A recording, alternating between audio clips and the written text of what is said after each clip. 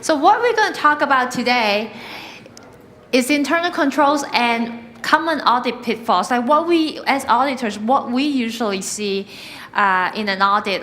Because a lot of you are very good at, when you think about internal controls, you think about separating the assets with from the record keeping. But there are so many more components to internal controls that sometimes it may get overlooked. So we want to focus on those components today. So those are the pictures we took 10 years ago. So we still pretend that we're in our 30s. Okay, a couple things we're going to go through real quick, the background and then the internal control framework, the 5 elements in internal control, some practical examples, and then we have other things that we wanted to cover. So really quick, for the background, how many of you know about these internal control guidelines published by the SCO? Oh, good. So some of you know about this. So the background of this is that in 2014 or so, the lawmakers in Sacramento decided that, we want some kind of minimum requirements for internal controls for local agencies. So that was the first idea. Then after talking to a lot of the professional organizations, they realized that, it's not practical to have minimum requirement because each agency has their own situation, their own limitations. So what SCO ended up coming up with is a bunch of internal control guidelines. So these are suggestions, but they are not legally enforceable. The guidelines took effect in 2015. And this is the, like everything else in the law that is supposed to better your life. So you don't really have to remember anything on these slides. But basically, these internal control guidelines were built by professionals based on a lot of other models out there. One of them being the COSO, that sometimes you hear about the COSO cube. A lot of people use that as kind of when they say COSO cube, that means like the internal controls model. So there are 5 components of the internal controls framework. Somebody in our office who was studying for the CPA exam said, hey, actually, you can summarize it by saying it's crime. So the C stands for control activities, R stands for risk assessment, and then I is information and communication, M is monitoring, and E is control environment. So you're very familiar with control activities, right? But then let's look at also the other 4 today. In order for internal controls to really work, what has to happen is it has to have a favorable control environment, meaning the culture has to be in the ideal situation, and then there's also has to be proper guidelines and procedures and policies. There should be periodic risk assessment. There should be effective control activities, meaning that duties should be segregated. Effective information and communication. There should be reports that can be run so you can talk to the other department and you talk to the other department and your coworkers in the same department regularly. And also there has to be ongoing monitoring to make sure all those other components are actually happening the way that you want it to happen. This, I don't know if that makes sense. I mean, it makes a lot of sense to me, but hopefully it makes sense to you too. So basically, these are the 5 components. You have the control environment at the bottom because the culture is the foundation of all the other components. Then risk assessment on top of it, and then after that, you have the control activities and monitorings on top. Notice how the information and communication are on both sides because information and communication has to happen alongside all the other components. Okay, so first let's go over control environment. 3 things should be in your control environment. When you look at your own organization, how do you evaluate the culture? There are 3 things. the function, the activities, and also the attitudes and awareness. So let's say that you have, so what's the difference between function and activities? So let's say that you have an audit committee. So their functions, one of the functions is that they have to oversee the audit, and the other one is they need to follow up on audit recommendation. The activities would be, well, are they actually doing it? Do they actually meet? Because we do have audit committees that don't meet, right? Then the third one will be, well, those people that are in the audit committee, are they capable? Do they have the knowledge and expertise to actually carry out that function? Are they skeptical when they look at reports, or they just accept whatever the auditor says as it is? So an example will be, I have like sometimes we go to present audit financial statements to the council, and sometimes the audit reports do not get distributed to the council like 30 minutes before, until 30 minutes before the presentation.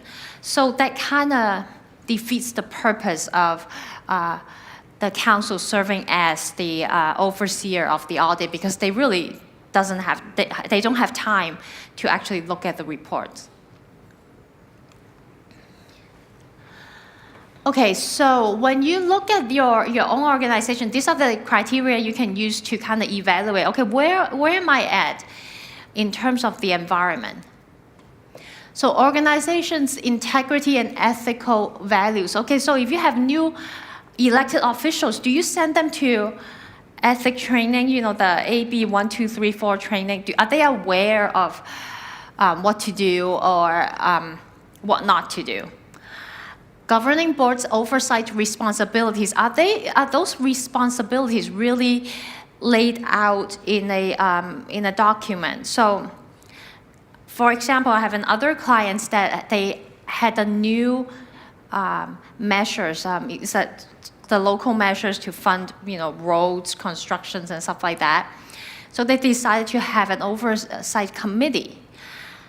So the idea to set up this oversight committee is to make sure that the expenditure spent from this fund actually is for roads and roads and streets.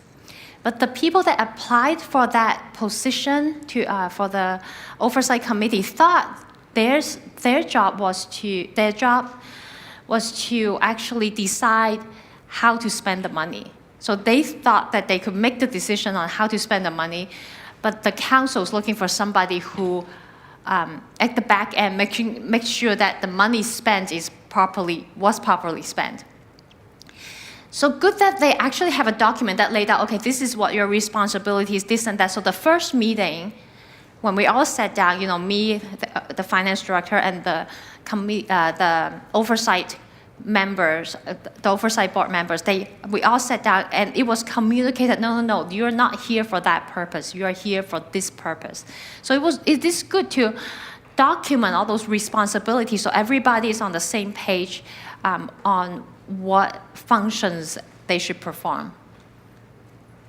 Assignment of authority and responsibilities. So in your policies and procedures, are the responsibilities and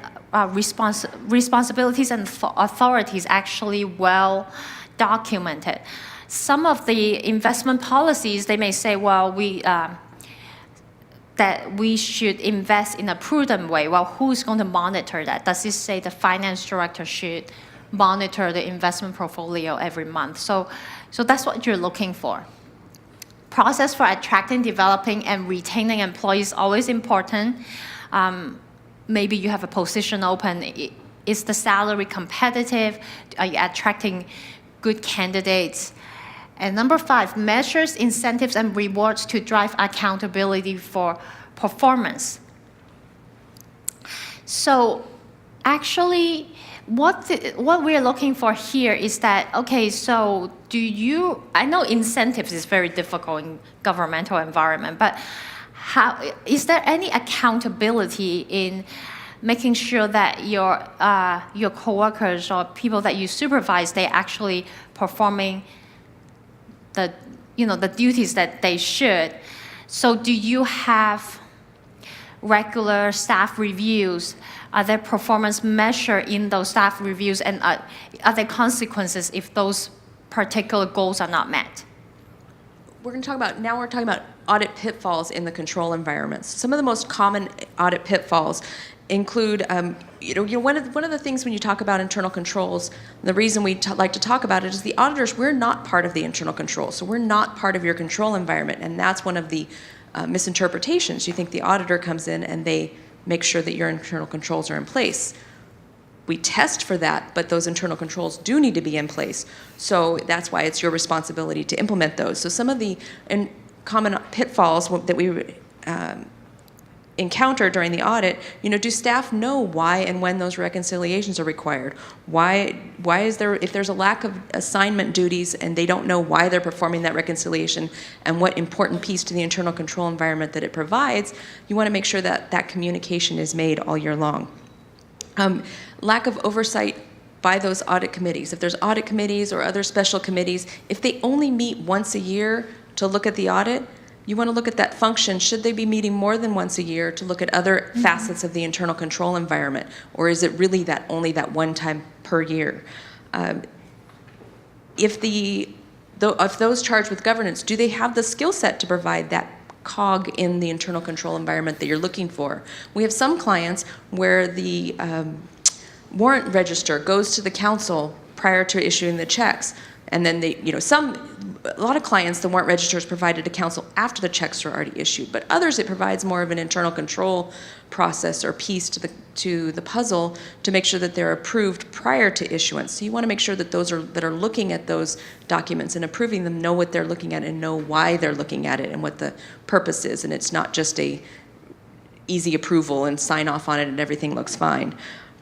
Some of the other issues that we encounter, high turnover. If you have a high turnover at your entity where some staff duties that are being performed, say that that person that left performed a certain reconciliation on a quarterly basis, but no one realized they were the ones that were doing it, and the duty didn't get reassigned to the new staff person coming in, and it's not noticed for 12 months, now you're 4 behind, or you could be more behind. So it's making sure, again, specific duty assignments and knowing that it's not just to the person, it's to the position, so that you know when there is turnover and it's not overlooked. So any questions on control environment? Okay. Then we're going to talk about risk assessment. So now you evaluated your own culture in the organization, then the next step is to sit back and go, okay, well, what are the risky area here? So risk assessment here is not what the auditors perform, because auditors perform risk assessment every year when we come in, but it's for you to sit back and go, okay, based on my current environment, what actually is going to be high risk this year in my control environment. Now, notice that it says that it has to be ongoing, and then and you should attempt to identify and then assess the potential risk. Now, it has to be ongoing because the environment does change every year. Maybe last year you had 3 staff, and this year you have 2. And so some of the duties get reassigned, or maybe because you have riskier transactions this year, or new areas like GASB 75 implementation is the first year you've done this, and then you need to communicate to the staff that is performing these journal entries that, hey, this is a new area, let's go to training and, and learn how to implement it properly. We cannot talk about risk assessment without talking about, of course, the fraud triangle. Who's familiar with the fraud triangle? Oh, good, good. All right, so what are the 3, can we name what the 3, the 3 components need to be for fraud to happen? Opportunity, yes. I'm sorry? Motivation, yes, like the pressure, and what's the last one? Rationalization. Look at you guys. Oh, sorry. Oh, wow. Oh, I was so proud of you guys. Okay, so first, we have rationalization. Well, actually, first we have pressure. right? So the pressure can be internal or external. Remember, fraud, if you're one of our clients, we talk about fraud every year when we meet, right? So there are two kinds of fraud. There is one kind of fraud that is misappropriation of assets, and the second kind of fraud is, what is the second kind of fraud? Yes! Was that here too, or did you really know the answer? Oh, wow, good job. Okay, so those are two kinds, right? So first you have this pressure, external and internal pressure.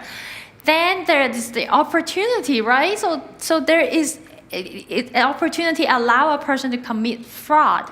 Then the rationalization comes that, hey, maybe it's okay to do it. So then that's when fraud happens.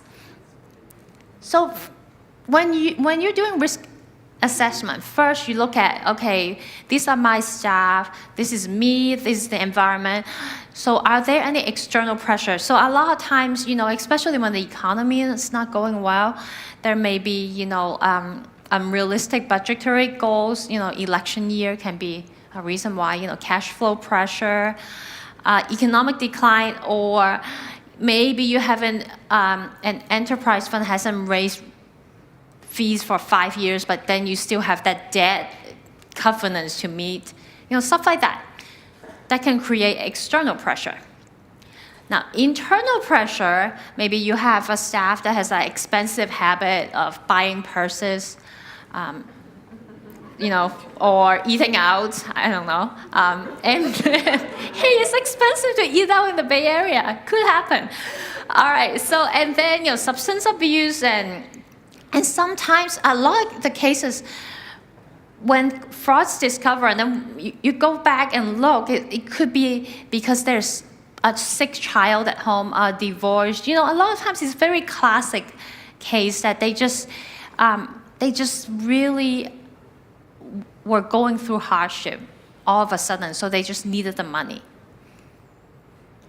Okay, opportunities, weak design of internal controls, one of them. That's why you're here today, so that we can learn how to better our internal controls.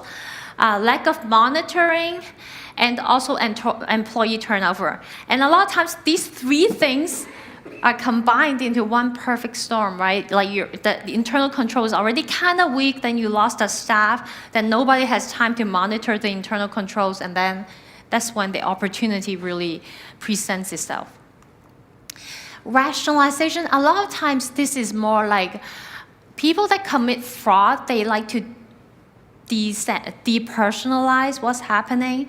They may say stuff like, well, I deserve that raise and it didn't happen, or, well, my organization has insurance that is going to cover it. And a lot of times you can see, if you have disgruntled employees, you may want to kind of pay more attention to that. Okay, so that's our fraud triangle.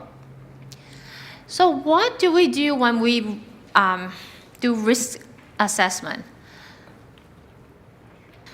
So first you identify, okay, so you sit down, and I know it's hard because, some of your audit may not have been finished until, let's say, early this year. So you're already, 7 or 8 months behind in your regular work, and who has time to really sit down and think about, your internal control. But it is important because every year there are different situations, and sometimes if you don't kind of identify high-risk area and communicate with your staff, then they may miss it. So it's very important to sit back and go, okay, this year we need to figure out, what are the high-risk area, and then estimate the significance of each risk, because it may be not important to you. Maybe it is very minimal amount, and then you can just move on to the next risk. Then assess the likelihood of the occurrence, and then decide what to do. So for example, you may have identified a new cash collection site, and then go, okay, well, there is a person that can access the 5 people that can access the same register. Then what are the risks of them taking money, then do you have a separate person to reconcile the account? Maybe you do, then you can just move on. But if you don't, then you have to kind of keep going with this process. Some of the common pitfalls in the risk assessment area include like lack of staff training. If they don't know how to assist in managing the risks that you have identified, can staff identify accounting errors versus those that are potential fraud? Remember, the difference between with fraud is error or intent, right? An error, a misstatement could be an error, or if it's an intentional misstatement, then it could be fraud. So you want to make sure that your staff has the necessary training to identify those potential issues when they're reviewing things. You could have changes in accounting software that create, again, those opportunities. Sometimes when you get a new system implementation or system upgrade, your staff may have access to modules that you didn't know that they have access to now. This accounts payable function comes with access to the vendor database. If that goes unchecked and you don't have that process and you haven't assessed that risk, that could be a new hole or a new opportunity. Some other things that we see a lot of the times, the system no longer, now that that's implemented, the system no longer produces a system access report so you can see who has access to what modules. So now what new areas do you need to put in place and new monitoring do you need to put in place to assess the risk of that new issue? Some other risks are holes in the year-end closing process. When you're doing your year-end closing, are you including all accounts in that analysis every year? All those balance sheet accounts, all those income statement accounts? Or are there some holes that have been left open that might again, provide that opportunity for fraud? And you might also have new events, new grant programs, other new programs that come into the entity where you don't have enough training in your staff, where staff can overlook errors, lack of reimbursements, or too many reimbursements, or other things that are going through those accounts that shouldn't be. So this is an example that happened a long time ago. By the way, like any fraud example I give you today happened long time ago and far away. So it's not anybody in this room. You cannot Google it. I tried it last night just to make sure I'm not giving out too much information. And if you feel like I'm really talking about you, I'm not, but we should really talk afterwards. Okay, so this happens about like 15 years ago. Amy is like, I don't even know what you're talking about. This happened 15 years ago in a city far away down in the valley. And they were going through, do you remember 15 years ago when time was good? When your property tax kept coming in because there were all these new housing? It was then. So they had all this land in the valley, and then developers were building a lot of new houses. They had a really small staff. And the person who had to input, to deposit all these checks from the developer, she got completely overwhelmed. So she starts putting checks into the drawers or filing it with the project file. And she just couldn't keep up with it. And she couldn't tell her supervisor that she was too overwhelmed. So I think it was a couple years, it happened for a couple years. And then it was discovered, later. So what happened was that there was not proper risk assessment. The supervisor couldn't sit down and go, okay, maybe this volume of work is going to overwhelm my staff. And also the other thing happened is nobody ever caught it because the revenue was meeting budget every year, because it was the actual revenue was going up so fast that should have exceeded the budget every year. But it was just kind of in pace with the budget because whoever did the budget also didn't think about what the actual increase is. So it was kind of like a perfect storm. So you don't want that to happen to your city, right? So that's why risk assessment is important. Okay, control activities. We are auditors. We can talk about this like all day if you have time, but we won't. So we'll be quick. Okay, so basically control activities is now you have policies and procedures and you have risk assessment. So you have these well-written procedures. Then you figure out what's high risk this year. Now, how do we put this into practice, right? Okay, So we talked about this. Okay. We can only be that humorous. We're auditors, so. Okay, so keep in mind that there is this, there's always this battle between benefits and costs, right? Auditors always come in and say, hey, there are 5 functions, you should have 5 people to do it, and then we leave. You're like, well, but we only have just me and another staff, and she has split personality, so she counts at 2, so we only have 3 people here. So, right, so we do understand. Deep down, we are very compassionate. We do understand this. So if you're a small organization, a lot of times you ask the council to, look at your check register, right? Or to sign off on that bank rec, or your, city managers. Make sure they're competent, that they actually have the skills to look at, just to protect yourself, right? Just to make sure they have the skill set. If they don't, send them out to training, because we understand that you have a concerning cost, but you also need to make sure you have strong internal controls. Okay, 5 things that you can look at when we talk about internal controls. Authorization.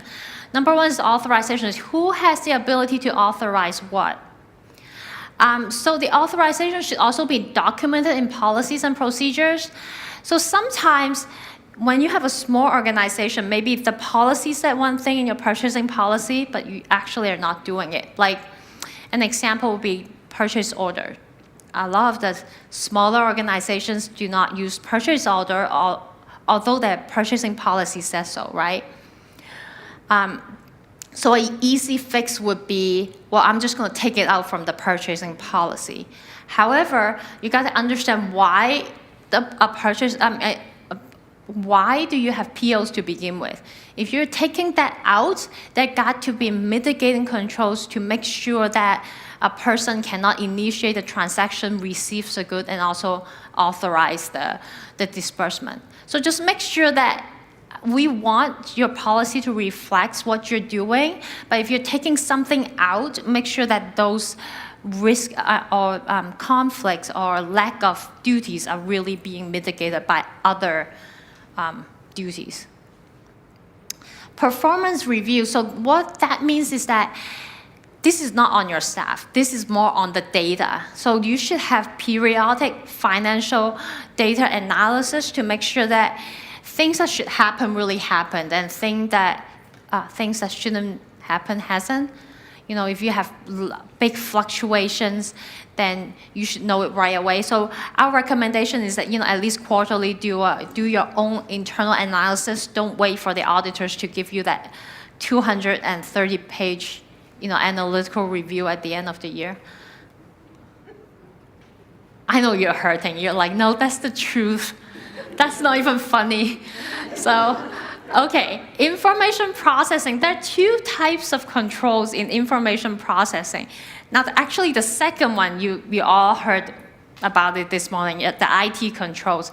But what's the first one is the application control. So, for example, when you have, so what that means is that you got to have some kind of control for your output. So how do you know your system is reliable when you update the master fee schedule, or when you put in this new deduction for your payroll, right? You do have to have some kind of procedures to go, every time when we do this, we're going to run 5 samples through this and manually calculate it to make sure they actually, the output is actually the same. Physical control, tangible physical control, everybody knows about it. You shouldn't have the key to the safe, hanging on the door, at the door and say safe, key. Hey, it happens, right? Many times. And then intangible controls, that will be vendor database, payroll database. The person who's generating the checks should not also get into those modules. So the last one is what we are most familiar with, which is authorization, record. These three things should be segregated: authorization, record and reconciliation, and custody of assets. All right, so Catherine said we can talk about this topic all day long, and it's true. Yeah. We even have 2 pages or 2 slides of audit pitfalls. So the most important or the easiest one, lack of segregation of duties. We're always looking for that those employees with access to the assets are not those employees that account for the assets. That's the easiest, the fastest audit pitfall. We find conflicts all throughout the audit. But what you can do is you have to implement mitigating controls whenever you have that conflict, because sometimes, again, you have to be creative when you have a small-sized staff where you may not have enough people. Even if that person does have the split personality, you still don't have enough staff to segregate all the duties, right? So but if they don't talk to each other, right? That is true. If there's a firewall and that person, you're good to go. But when you don't have enough staff, and even when you do have enough staff, you still might have some conflicts. But you want to implement compensating controls. That's where that review and approval comes into play. Review and approval. But even though we have it on the second slide, can you prove that the review and approval took place? As we say, it has to be in some formal manner. Auditors, we want to see pen to paper, right? We're still in the paper world a little bit, even though we're migrating to paperless. But it has to be some formal manner of documenting that review and approval by a second competent person. If that person that's reviewing journal entries doesn't know a debit from a credit, door versus window, they might be the one that should be reviewing those, right? And if your system has that auto-fill for balancing that journal entry and it's always posting to cash, even in a capital asset depreciation entry, if it's out of balance and that reviewer doesn't catch it, those are not good, right? You want to make sure, again, that you have those control activities in place and it's appropriate. I talked about system access a minute ago, so that's a huge pitfall. If you have people that have access to the different systems and you don't know it, usually when you're our ongoing client, we're looking at it every year and asking that question. But when you're a new client and we ask to see that system access report and we're looking at it and going, why do all these people have access to the vendor database? And the client says, I don't know why they have access. That could be a problem, right? That means no one's monitoring the vendor or the system access report to make sure that access is appropriate. We had a client that had found that were 15 employees outside of finance that had access to make changes to the vendor database because it came with a different duty and they didn't realize that the system put that, attached that access to it. They've since implemented a change to that quickly because they weren't happy with that either, but it's something it shouldn't be for the auditors to find. Always when you find the internal control issues, that means your internal controls are working, right? But when the auditors find it, it results in a memorandum on internal control comment, right? So next slide. Perfect. So again, the review and approval. Can you prove that the review and approval took place? But then also unreconciled differences. You may have unreconciled differences when you do your monthly or quarterly reconciliations, but you don't want to let those stop you, and they shouldn't go unchecked. You want to make sure you're researching them, but don't let it stop you from going forward, because sometimes if you move on to the next month or next quarter, that unreconciled difference might be completely offset, and then you can figure out the time frame in which it happened. You don't want to let that February 28th bank reconciliation stop and keep you from moving forward, because the next thing you know, you're 4 to 6 months behind and now have to catch up. You want to freeze that difference and keep moving forward until you can isolate it and go back and try to research it. Don't let it stop you. Okay, 2 more components before the weekend. Okay, we can get there. Information and communication is the 4th one. Now you're thinking, it's 3:50 on a Friday and she's trying to write a paragraph about what information is. So essentially what we're trying to do is, what we're trying to tell you is that when you look at your system, does it provide sufficient information for you to make good decisions and monitor activities? Now, a lot of times in finance, you should be okay because you probably all pay a lot of money for the information system you have. But this also includes that when maybe you're going out to the library and look at the reports that they're producing for the cash receipts or your police department, do those reports offer you enough information to manage the internal controls in those environments?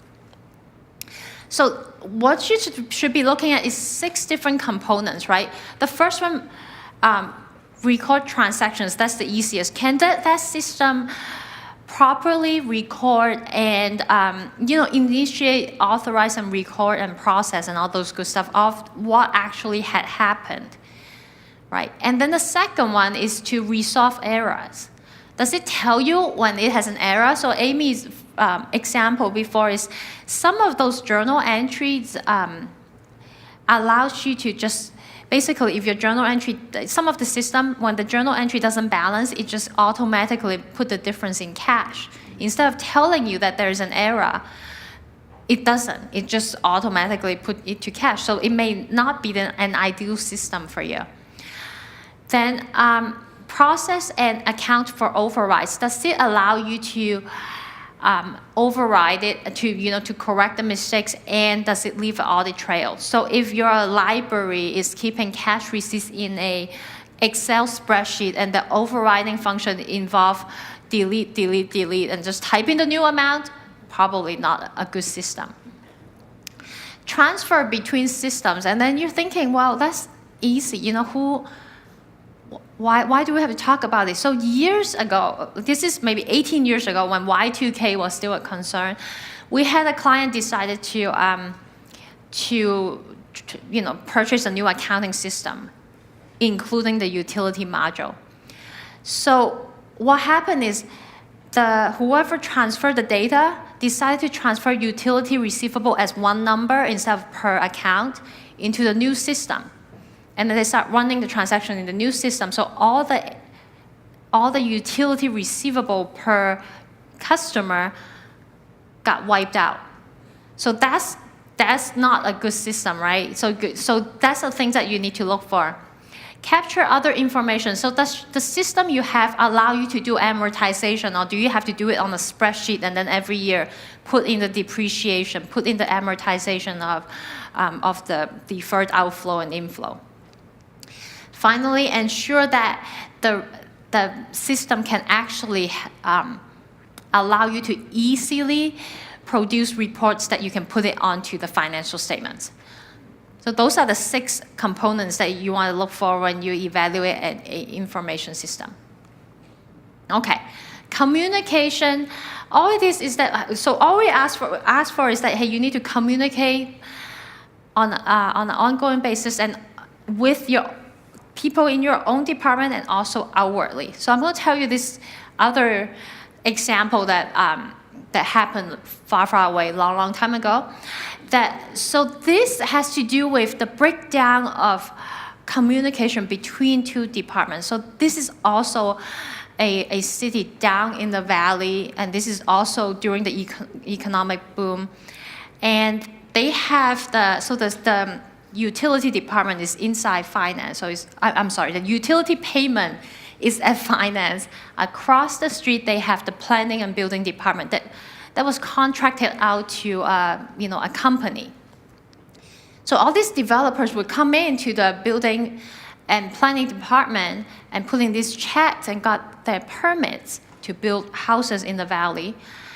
And then the staff in the building department will take all these checks and comes here and would give it to one of the accountants who also reconciled the utility payments. So, but the 2 systems never talked to each other. There was never a report generated by GL and get transferred back to this other department for reconciliation. So what the accountant did was that she would take the check from the planning and building department to swap out the cash from the utility piles. So this is down in the valley while a lot of people would come in because of the demographics. A lot of people would come in and pay cash for their utility accounts. So she had a lot of cash that she could swap it out.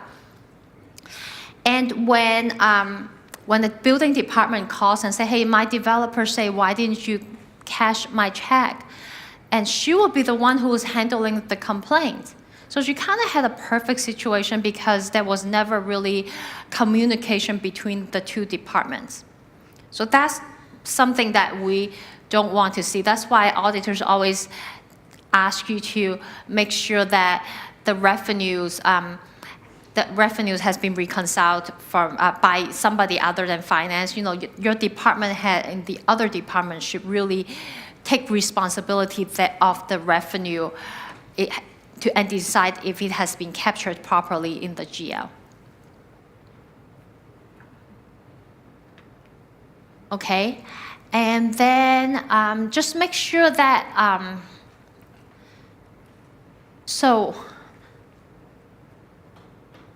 and then make sure that when you have feedback, is not somebody, when there are complaints, what we would like to see is that it should be handled by somebody who's not processing the transaction in the first place. Okay, again, so make sure it's reliable, relevant, and timely. And then, so how do you apply it? Okay, so first of all, your job description for all personnel should be well documented.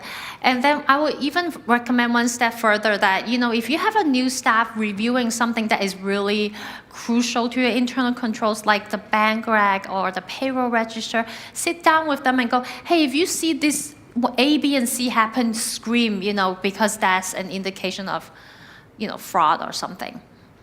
Policies and procedures, just make sure they are detailed and there's accountability written into it. And then monthly and quarterly reports should be available.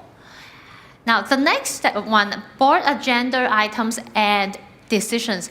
So sometimes some of the board or the council do not require all department heads to attend every single meeting. So just if you have an item on the agenda, you're welcome, but otherwise you can go home.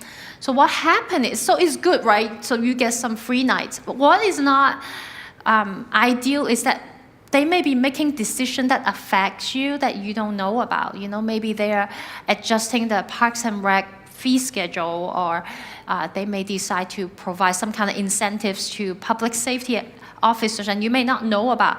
So if you don't attend, if somebody in your department doesn't attend every single board or council meeting, make sure that somebody flip through the minutes to see that all the decisions affecting the finance department is being captured and you are aware of them.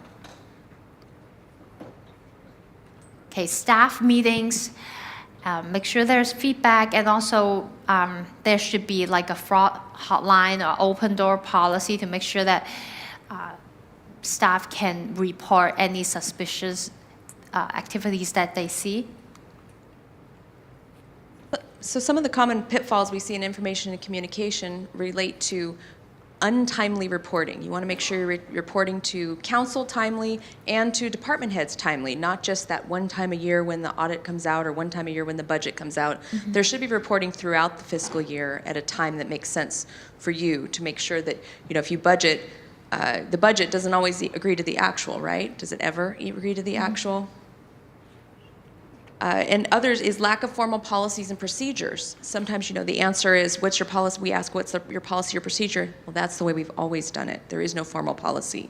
Well, that's something that's a lack of information. You can't hold your staff accountable for anything if you don't have policies and procedures in a place. And of course, again, with auditors, we want to see formal written documentation, but that's, it's something that works for you, but you want to make sure that you're having, that you have information, policies and procedures documented well.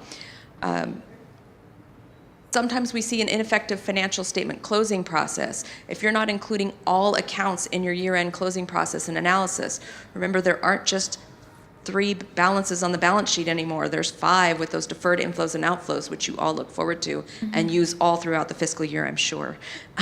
But you want to make sure that those get included, mm-hmm. and if you have accounts that have balances that haven't changed for a number of years, look at them.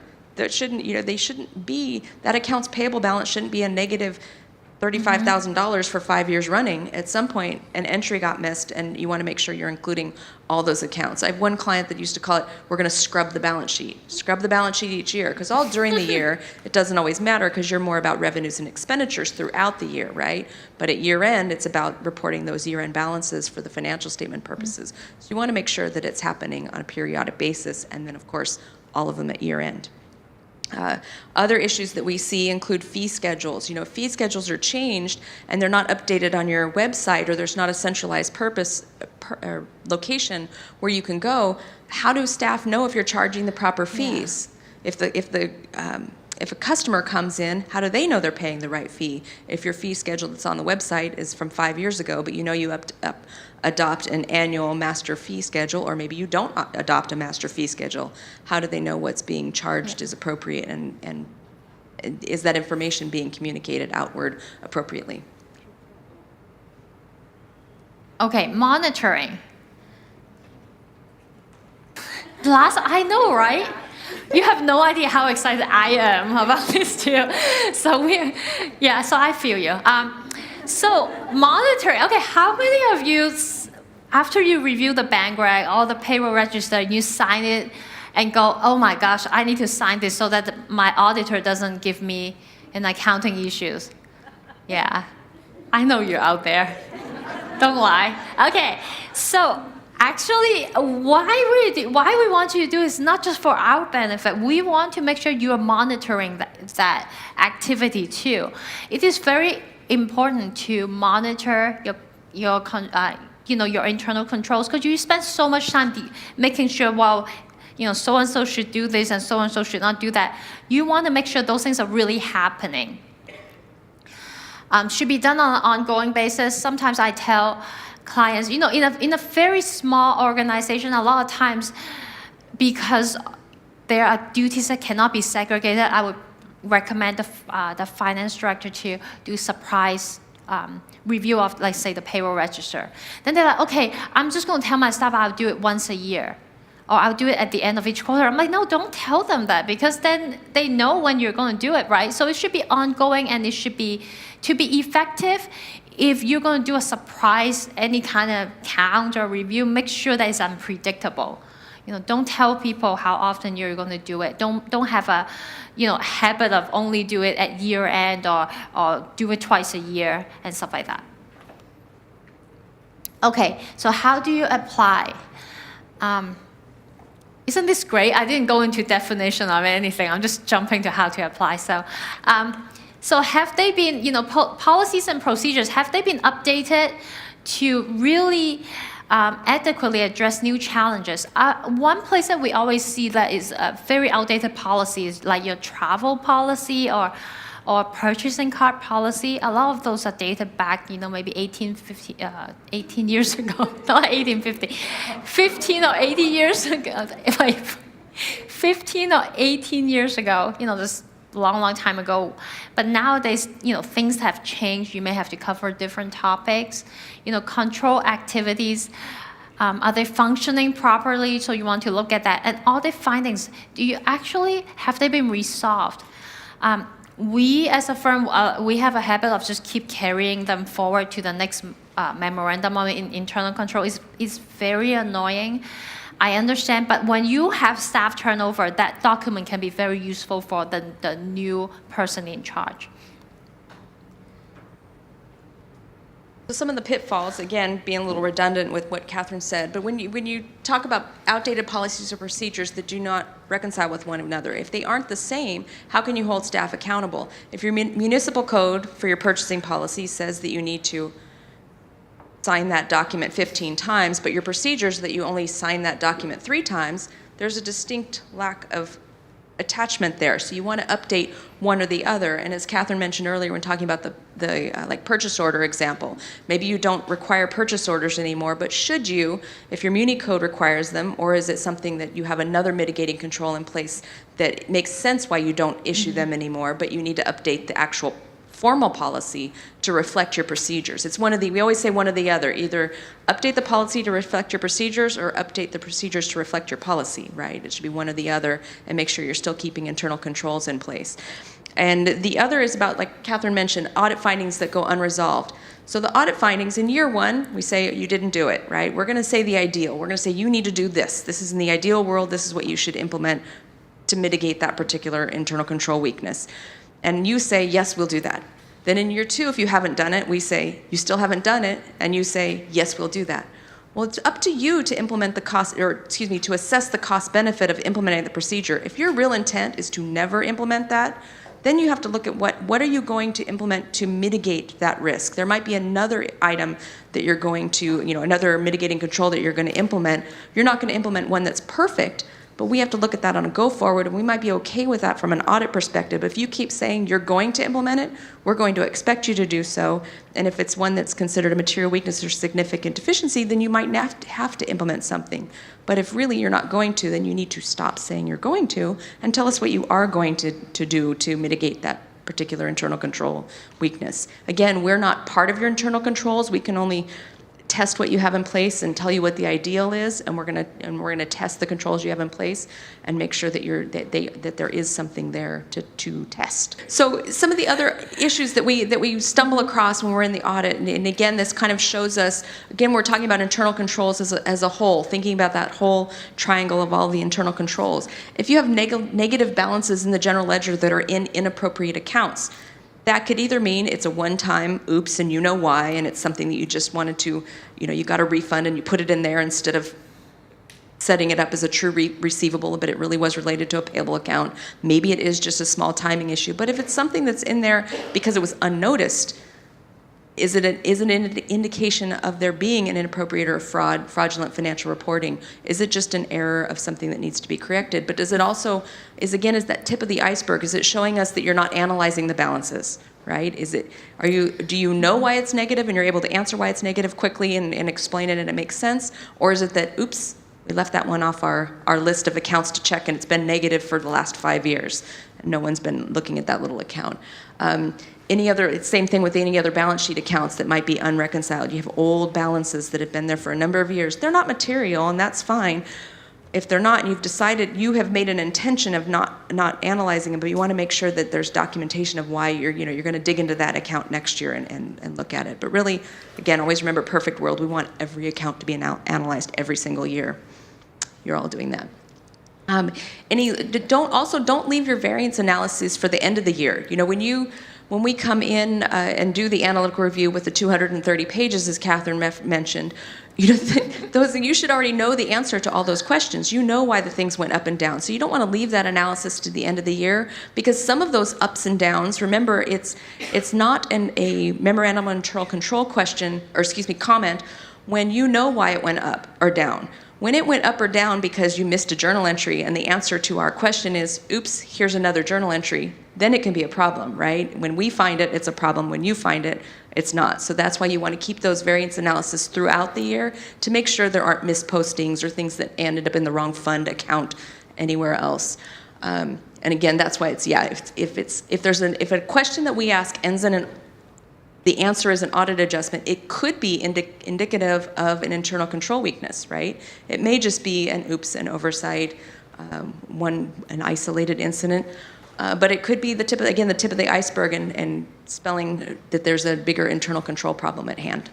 Okay, so in case you're like, I can't wait to learn more, and you have nothing going on tomorrow, so these are the resources that you can, just go through it. And if you have any questions, please do ask us. We love internal controls.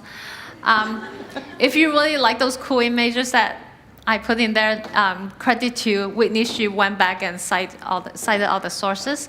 Any other questions? No? Well, once again, thank you so much for choosing to spend Friday with us, and I hope you guys all have a good weekend. Thank you for coming. See you next year. Bye-bye.